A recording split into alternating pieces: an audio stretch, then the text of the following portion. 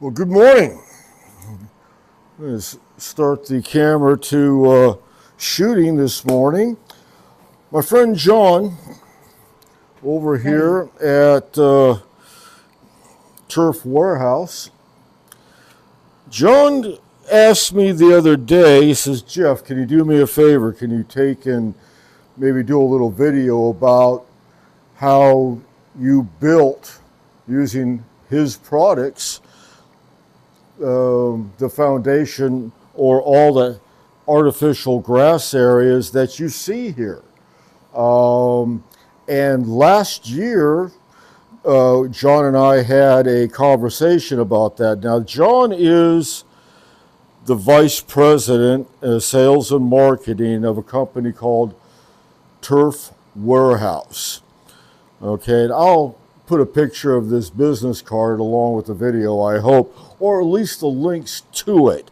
But it's JON at turfwarehouseusa.com or 1-706-205-9399. That's their line right to his phone number. I was fortunate enough to get a direct line.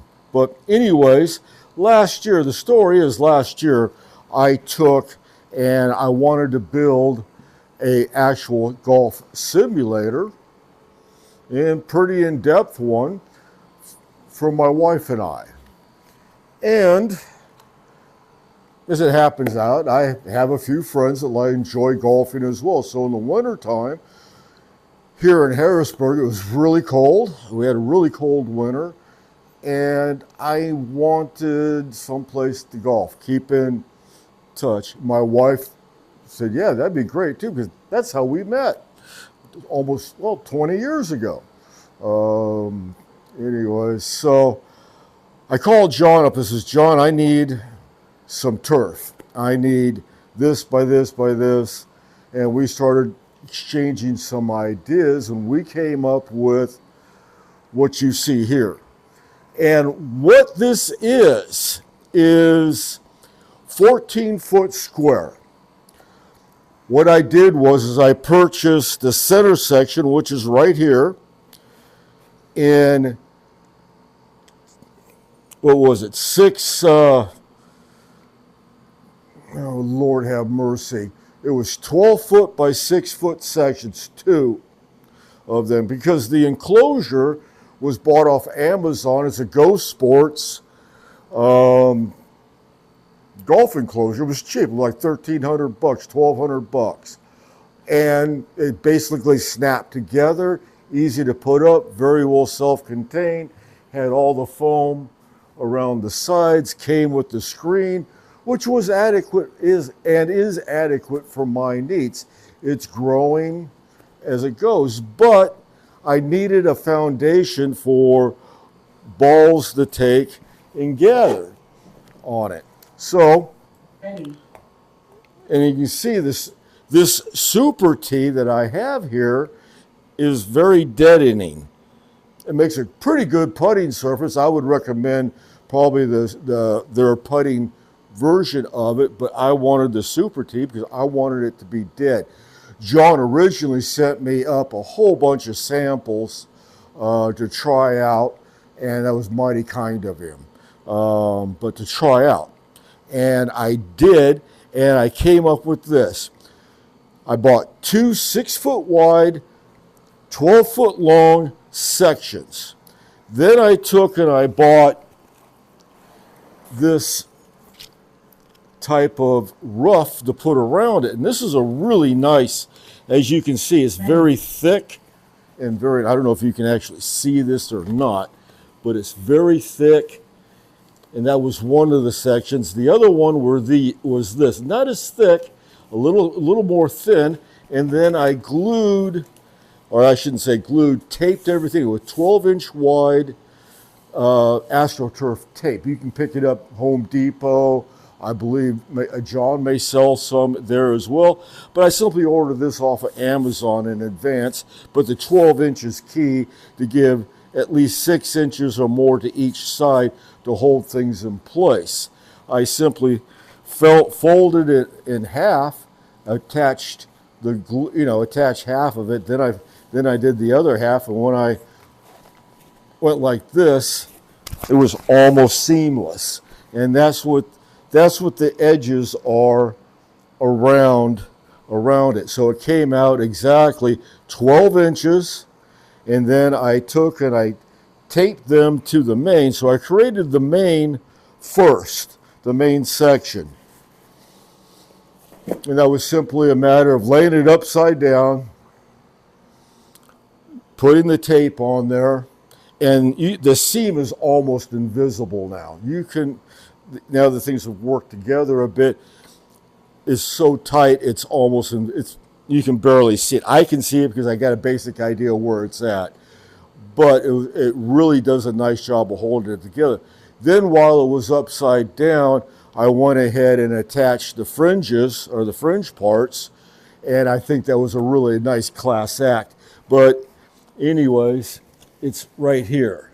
I hope you can see this.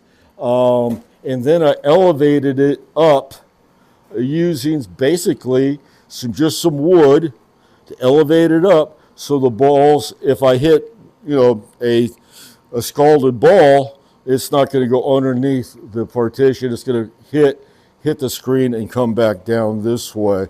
I would very much like to build a larger platform here and have everything kind of angled this way so it all rolls back to me. Then I picked up two really reasonable hitting mats. These are 5 foot square. I got on Amazon again. 2 5 foot square hitting mats. I think I paid $150 each for them. They were cheap at the time. Last winter, they were begging people to buy this stuff. And so I picked them up. John was kind enough that he found a 2 foot by 3 foot section of the Super T as a hitting mat, or a hitting area. I was really pleased with that, because now I didn't have to, order some scratch. He actually had some scrap laying there that just happened to fit, and he cut it for me, which was great. So I just had to pay a little square footage for this section, and I, didn't have to buy another whole swath, because these come in 12-foot lengths. And so you got to buy a foot, 2 foot of the whole length. Well, he found some scrap, fortunately for me at the time. Now I am going to order some replacement, but this has been on here.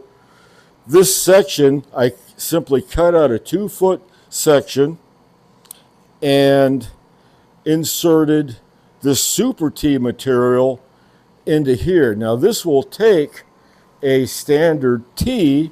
Ready. No problem. Okay. I mean, it's great.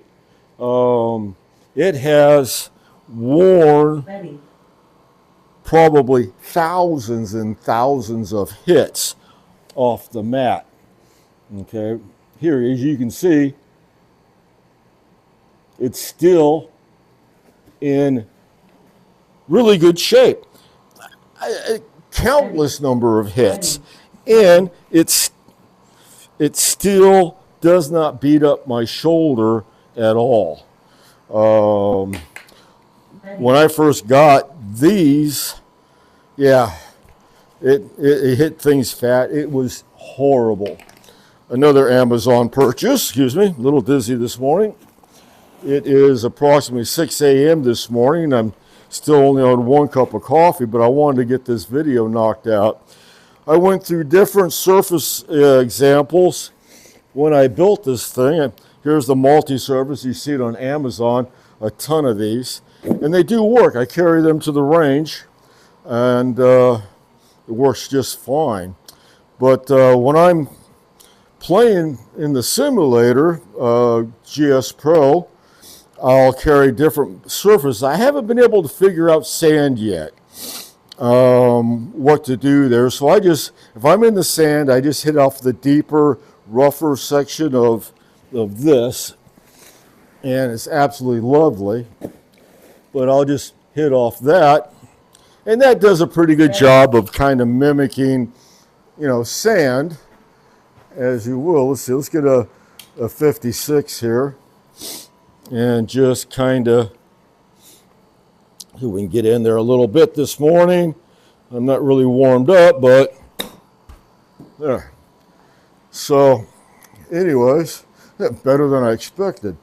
So that gives me a little more texture to practice off of.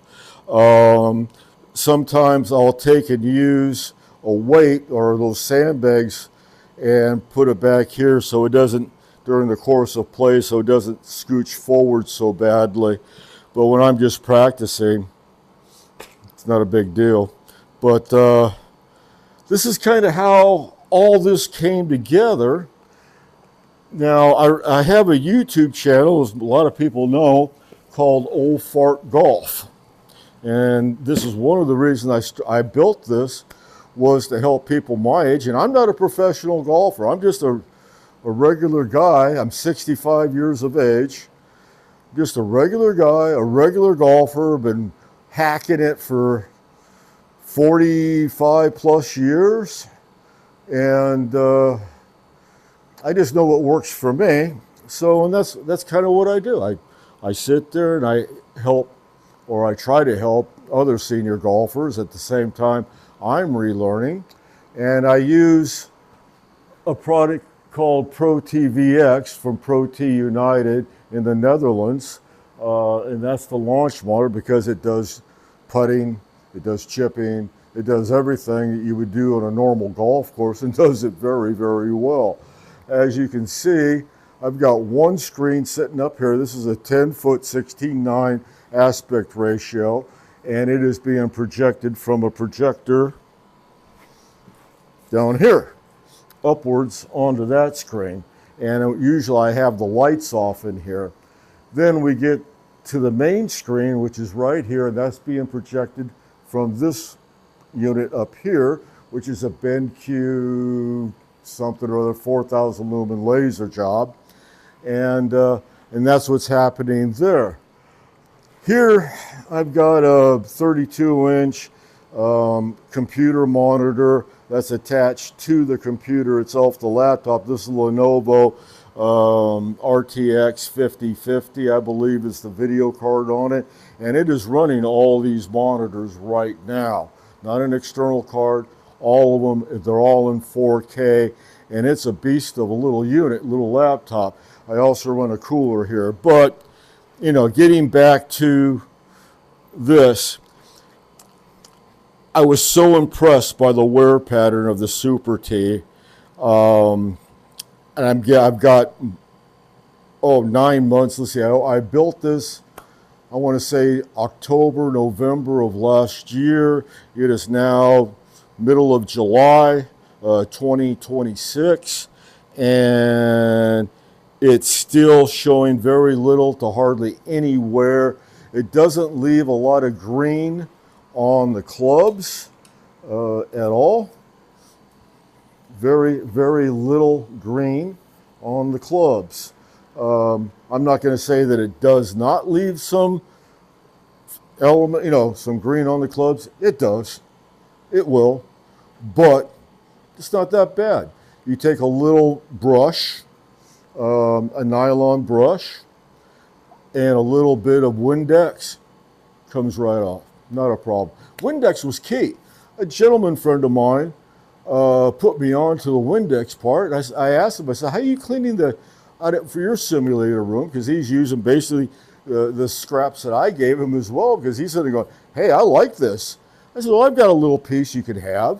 And so anyways, I asked him what he's using to clean it up. He says, little Windex and a brush. And I said, man, that's great. But it works, and it does a great job. Let's see, I'm trying to think of other things to really tell you, because I'm very pricing.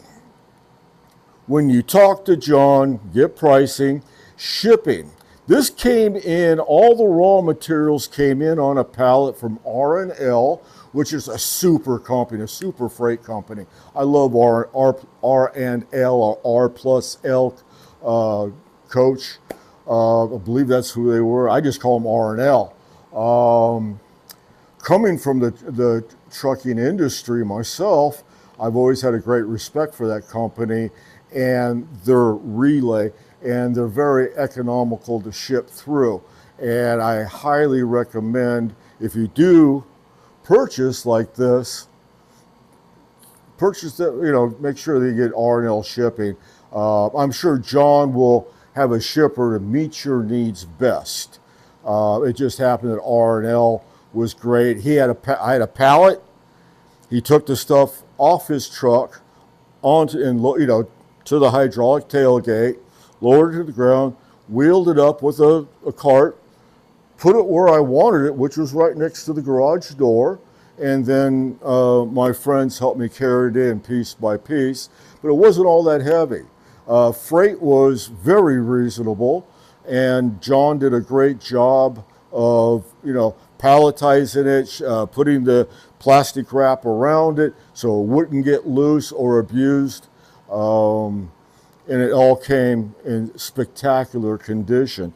I put on this a lot. I'll sit there and let's see here if I can get an example. I went to an arm lock putter, but I putted. It's not the greatest putting surface, but it does okay. So we're gonna kind of hit these balls to that first ball. Yeah. Very, very flexible. I mean, for an area where I'm doing, 6 to 10 foot putts, it's good enough. Due to the texturing and stuff of the super tee, it functions much better as a hitting mat or a fairway than it would a putting green. Putting greens are much firmer than this. But for my needs, I needed this. I wanted this type of thing inside the simulator room. So I would have much better ball deading, as I showed earlier. But as far as my purchase goes, I got a great price. And this video had nothing to do with price. John has no idea, who he was talking to, what I was going to do, until much later. And then we talked some more. And that's when he asked me to take and kind of show folks what I did and how it happened. And this is what I did. And welcome to Old Fart Golf. And I hope you've enjoyed the video so far. I appreciate you and I appreciate your time. Thank you very much.